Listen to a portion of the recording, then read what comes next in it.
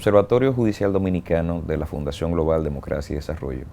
cuya misión es contribuir a elevar la calidad del debate sociojurídico nacional a través de la investigación, tiene el placer de recibir a un aliado de una institución hermana que es el doctor Julián Alfi,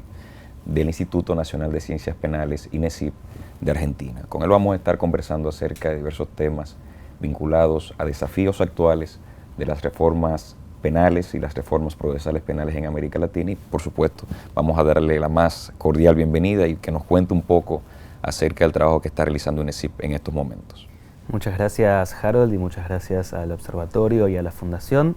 Como bien decías, INECIP es una organización que nace en Argentina hace ya 35 años, pero que en estas décadas ha trabajado en todos los países de América del Sur, del Caribe y de Centroamérica, en materia de reforma a los sistemas de justicia penal. Nace en ese momento en cuanto había una transición en muchos países hacia una nueva democracia, tras periodos dictatoriales, autoritarios, y parte desde esta comprensión de que es fundamental para la vigencia de una democracia de calidad la necesidad de construir sistemas de justicia de calidad que respondan a principios constitucionales básicos, que estén orientados a la vigencia del Estado de Derecho y centralmente que busquen darle respuestas a una ciudadanía rompiendo, si se quiere, con una tradición que es la tradición que hemos heredado como países de España, como países colonizados, que es la tradición inquisitiva, inquisitorial, que básicamente es una tradición que convierte a los sistemas de justicia penales en lugares muy aptos y muy amigables para la impunidad sistemática, para la corrupción y en última instancia para la falta de respuestas a esos sectores que requieren y exigen de los sistemas de justicia respuestas adecuadas, eficaces, y es en eso que ha trabajado el INECIP. Hace 20 años, aquí en particular en República Dominicana, ha participado de ese gran momento y de ese gran movimiento que ha sido la reforma procesal penal, con la sanción del Código Procesal Penal y con todo lo que sucede después de eso, que a esta altura ya sabemos bien que con la aprobación de una norma no se cambia la realidad, sino que es un primer paso. Así que en esa implementación del sistema acusatorio hemos trabajado. Y en este viaje por República Dominicana y luego por Centroamérica estamos reestrechando y reactualizando esos históricos vínculos que tenemos con la región. Ya nosotros cumplimos 20 años en este 2024 del inicio de la implementación del Código Procesal Penal. Fue poner en práctica esa reforma procesal penal que inicia originalmente para nosotros en el año 97 con la creación de las reformas de las comisiones de reforma de los códigos en la República Dominicana. Pero a nosotros nos da la impresión, a pesar del tiempo que ha transcurrido, que a la reforma le faltan etapas pendientes. Entonces, cuando inició en la República Dominicana parecía que era una reforma en la que todo el esfuerzo estaba puesto en los jueces. Luego nos damos cuenta que temas como el desarrollo del Ministerio Público, la policía eran indispensables para la reforma. Entonces, en la experiencia de América Latina, ¿cuáles han sido los desafíos esenciales que has podido observar en tu trabajo de cara a esos capítulos pendientes de la reforma procesal penal? Lo primero que tenemos que entender es que la reforma procesal penal lucha con toda esta tradición de siglos y eso no puede torcerse o modificarse de un día para el otro, ni de 20 años para el otro. Estamos, en algún sentido, en los comienzos de esta reforma procesal penal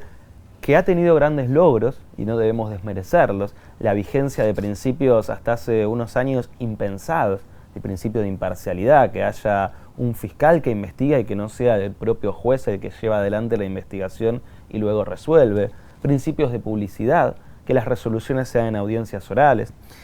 Garantías básicas que claramente requieren seguir siendo trabajadas y como bien decías, nosotros siguiendo a quien más ha trabajado en la práctica y en la teoría de este tema, que es Alberto Binder, presidente del instituto, analizamos esto a través de la idea de distintas generaciones o de distintas etapas que tiene la reforma procesal penal. La primera fue la consolidación de los sistemas acusatorios que ha tenido desafíos tan importantes como la creación de la defensa pública, antes inexistente, la reconversión de los ministerios públicos allí donde existían en actores que tienen a su cargo llevar adelante no solo la investigación, sino también las políticas de persecución penal en un marco de orientación político-criminal. Son grandes desafíos. Hoy por hoy estamos, si se quiere, en un momento bisagra. Y los recientes acontecimientos en el día de ayer, por ejemplo, en Ecuador, pero que es algo que no es, digamos, aislado, nos muestran que el problema de la criminalidad, el problema del crimen, ya no es un tema menor para nuestras sociedades, sino que más bien lo que está haciendo es poner en jaque a muchos sistemas democráticos. Es decir, si quienes tenemos un compromiso fuerte con la vigencia del sistema democrático y con la vigencia del Estado de Derecho, no nos preocupamos seriamente por una eficacia político-criminal respetuosa de esos principios básicos, lo que va a estar poniéndose en jaque es la vigencia misma de las democracias y se va a dar lugar a a situaciones como las que vimos ayer o a estos neoautoritarismos en donde, aprovechándose de que la ciudadanía obviamente exige mayor seguridad y mayor respeto de sus garantías, de sus derechos fundamentales a la vida, a la salud, a la circulación, abren lugar a la violación masiva de garantías. Eso es lo que está hoy en disputa y es una disputa que no es meramente técnica, sino también política, en términos de política institucional. Nos da la impresión acá que hay una fuerte presión a desconocer grandes logros de la misma reforma, esencialmente en materia de garantías. Hay temas puntuales como la prisión preventiva y las condiciones del sistema penitenciario. Pero en cada contexto de toma de decisiones políticas, los actores elevan el discurso del mérito de los aportes al sistema de justicia. Y eso no escapa de que también en la oferta política se incluye algo de persecución, mano dura, resultados que tienen que ver más con seguridad. ¿Cómo los sistemas judiciales enfrentan el desafío de poder contrarrestar un poco el hecho de que siempre está pendiente en la oferta política, parte de la agenda permanente, la cuestión de la seguridad vinculado al tema judicial como una solución de los problemas de seguridad? A ver, lo que tenemos que entender es que el sistema de justicia, y sobre todo el sistema de justicia penal, no puede reducir su discurso solamente a la vigencia de las garantías, que es fundamental y que debe ser porque conocemos que los excesos de autoridad y de poder del Estado pueden ser y han sido en la historia los más dañinos y los más graves para la vigencia de los derechos humanos. Ahora bien, tenemos que entender que el sistema de justicia penal tiene que tener un rol importante en lo que es el control de la criminalidad. Y por eso se ha esforzado tanto el movimiento de reforma en construir ministerios públicos y en construir fiscalías capaces de incidir sobre los fenómenos criminales.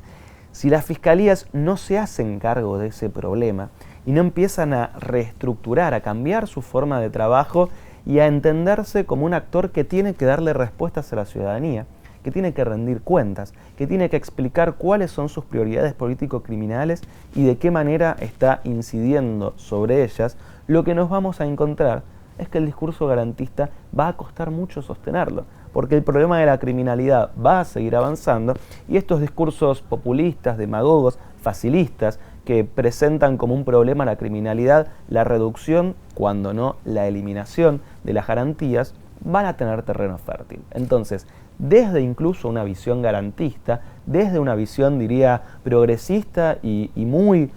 acorde a las visiones democráticas y muy acorde a los principios del Estado de Derecho, tenemos que hacernos cargo del problema de la seguridad, porque si no, se lo vamos a estar cediendo a visiones muy autoritarias que ya están presentes en la región y que tienen nombre y apellido. Y se estará entendiendo la necesidad de reenfocar la política criminal al aspecto esencial de la prevención para poder hacerle frente a esos fenómenos antes de que se produzcan, porque precisamente los datos tienen que permitirnos entender algo de la realidad. Efectivamente, y esto es una cuestión técnica y política.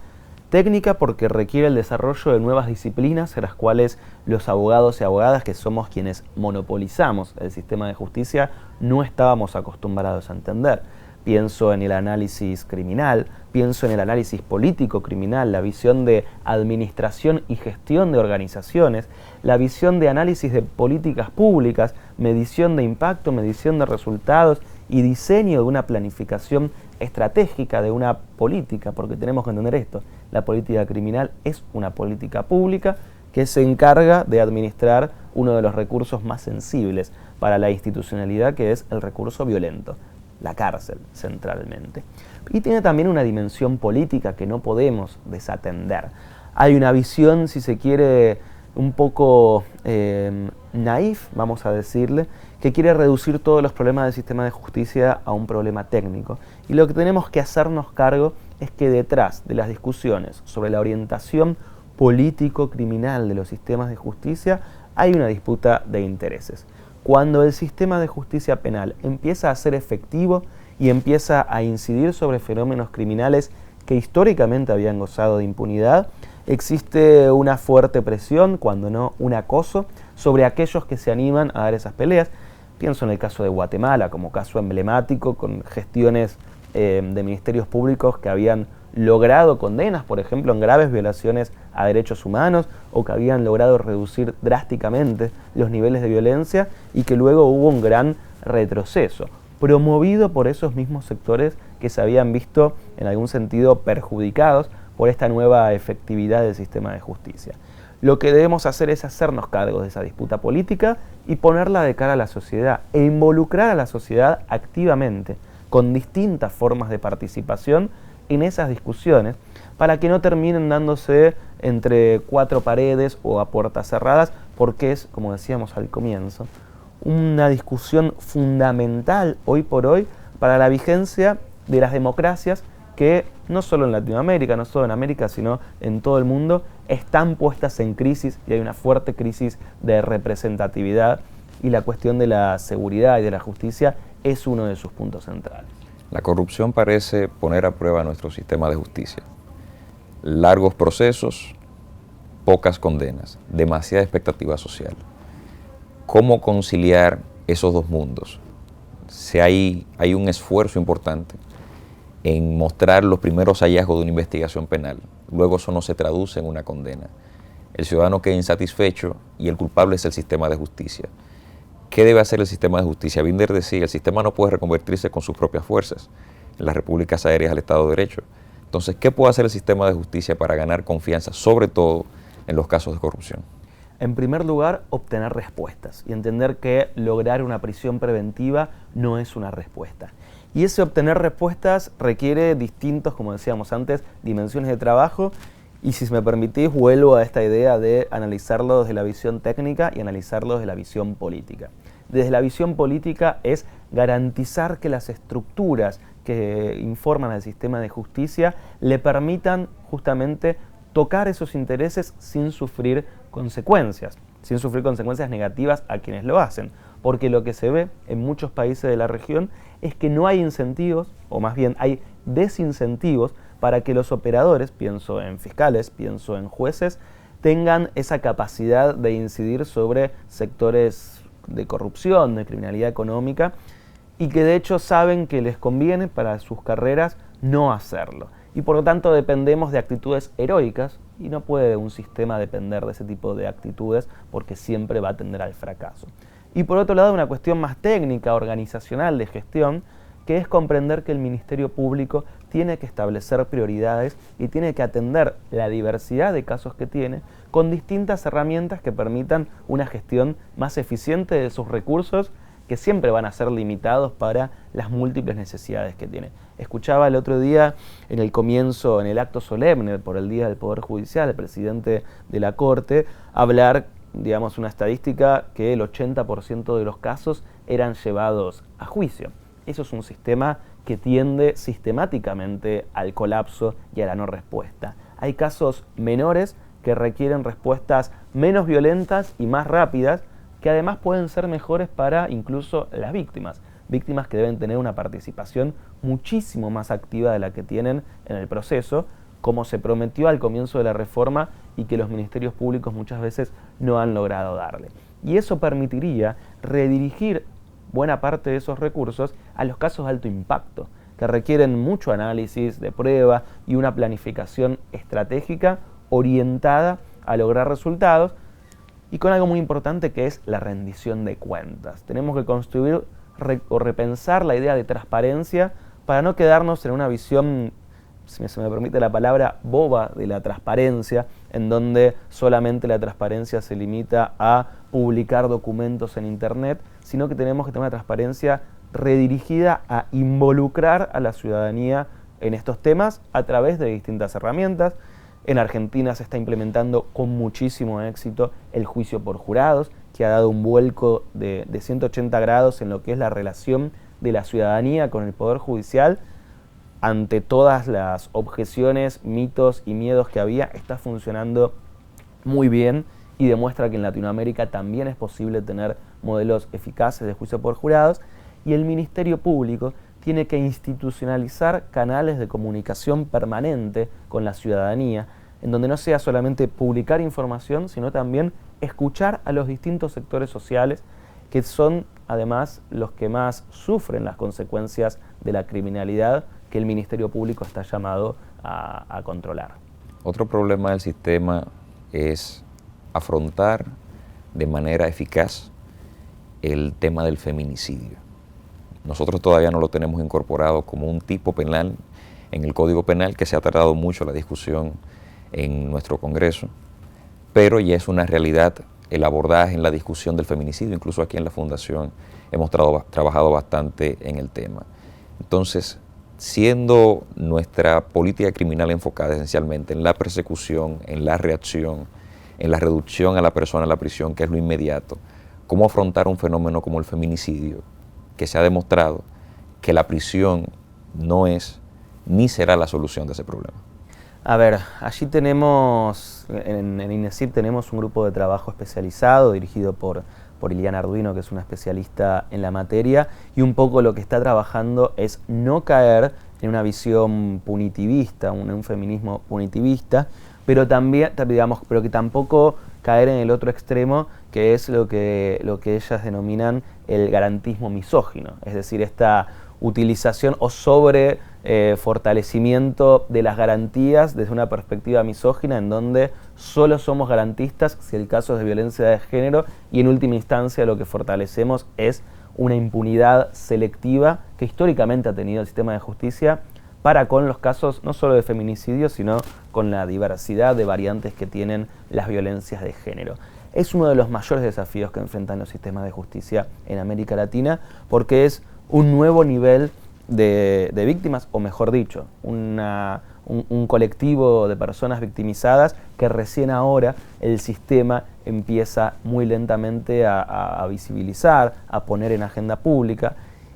y la cantidad, digamos, la cantidad de casos de violencias de género que hay y que empiezan a llegar al sistema una vez que esas bocas de recepción, que el derecho al acceso a la justicia se empieza a garantizar, es enorme. Y entonces el sistema de justicia se enfrenta al gran desafío de cómo gestionar todo ese universo de casos que hasta el momento no eran un problema para el sistema de justicia, pero sí para las víctimas, porque obviamente lo sufrían aun cuando no accedían a la justicia. ¿Qué hacer con eso? Bueno, pensar en respuestas diversificadas también. No podemos pensar que la cárcel va a solucionar la violencia de género. Obviamente tiene que ser una herramienta para casos sumamente graves, no podemos todavía decir que no, pero sí debemos pensar en respuestas diversificadas, con una participación muy activa de las personas victimizadas, entendiendo que no son,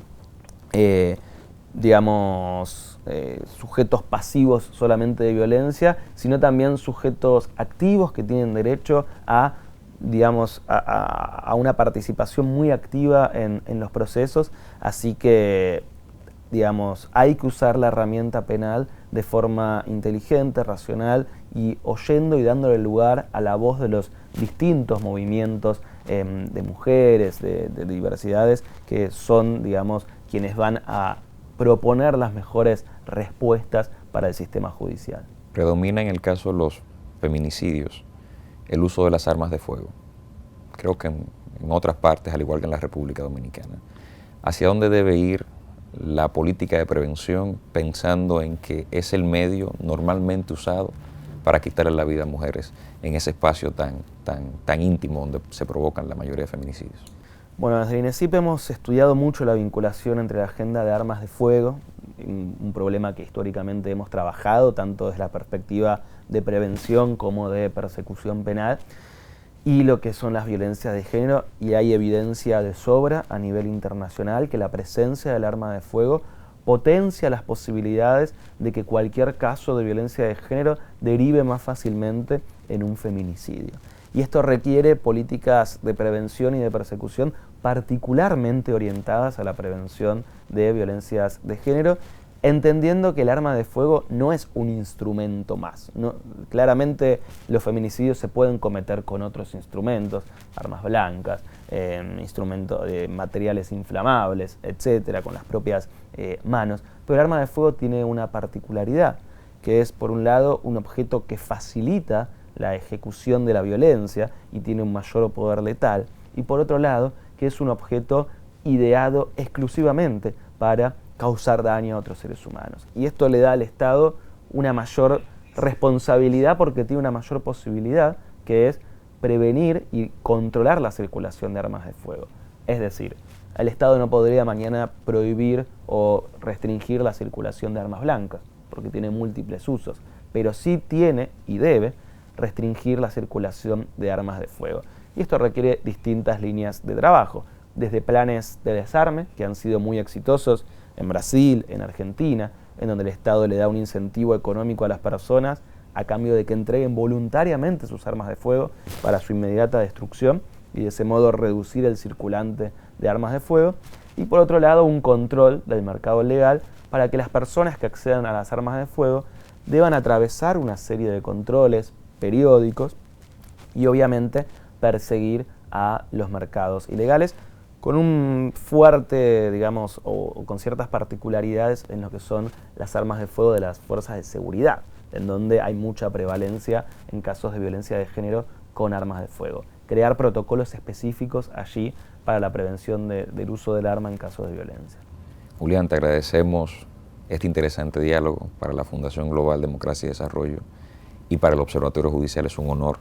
tenerte acá y estrechar lazos contigo en este aspecto y en todos los demás que puedan ser parte de nuestra agenda de trabajo. Muchas gracias a vos. Esta ha sido nuestra entrevista con el doctor Julián Alfi, subdirector de INESIP de Argentina, y será hasta una próxima entrevista del Observatorio Judicial Dominicano para tratar temas del interés de esta interesante iniciativa de la Fundación Global Democracia y Desarrollo.